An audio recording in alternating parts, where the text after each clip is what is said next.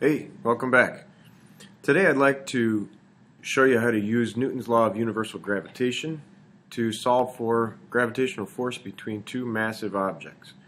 So let's think about the sun and the earth, not drawn to scale, and the force of attraction that exists between these two objects. Now, according to Isaac Newton and Henry Cavendish, the force of gravitational attraction is negative g times the product of the two masses, the mass of the sun, mass of the earth, divided by the distance between these two objects, which we can call r. Now, this negative sign is simply indicating that we have an attraction. This force will cause the two objects to become closer together. We consider that a negative force. These masses are the masses of the objects, and they need to be in kilograms, and this distance needs to be in meters in order for this force to be in newtons. What is G? G is the gravitational constant, which seems to be universal throughout the universe, and it was determined as a result of Henry Cavendish's experiment some 70 years after Newton. And G it found experimentally to be 6.67 times 10 to the negative 11th. The units are Newton meters squared per kilogram squared. So anytime you see a big G, you can write in this number. Now, since we're seeing a number here, which is a very small number, 10 to the negative 11th, and since we'll be using masses and distances of planets in space that are very large numbers, how do you handle these kind of numbers in your calculator? Well, does this calculator work? Yes. One way you can do it is to write 6.67 times 10 raised to the negative 11th power. But you might find that you run into some problems with order of operations if you don't have the right number of parentheses when using this method. So, rather than that, I suggest that you use 6.67 E. E can be found by hitting the second comma button. E negative 11. This means 6.67 times 10 to the negative 11th power. Alright, let's try an example using this law of universal gravitation. The force between the sun and the earth, if I use this equation, I begin by writing 6.67 times 10 to the negative 11th.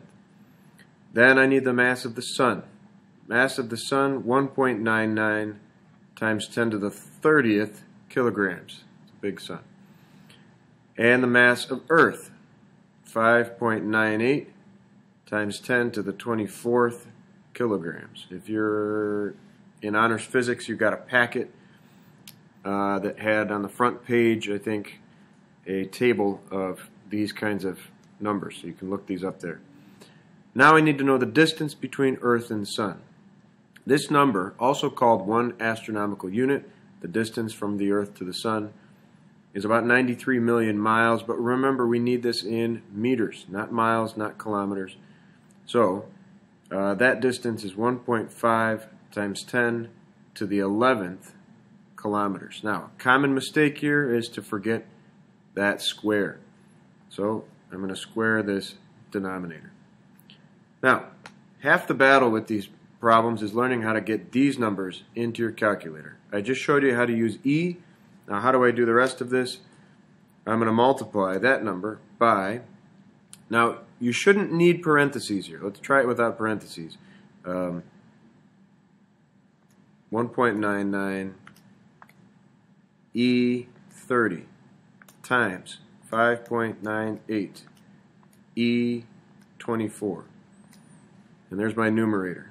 Divided by 1.5 E11. And I'm going to square that denominator. And that's the correct answer there. 3.53 times 10 to the 22nd power. So this force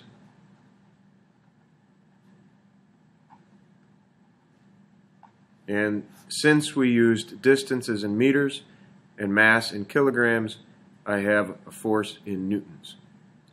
Now, this gets a little bit more challenging if you use other planets. So, what if we want to know the gravitational attraction of Mars? Well, we would need the distance Mars is from the Sun.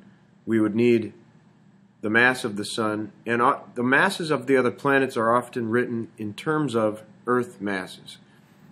So you would do the number of Earth masses in Mars times times the mass of Earth.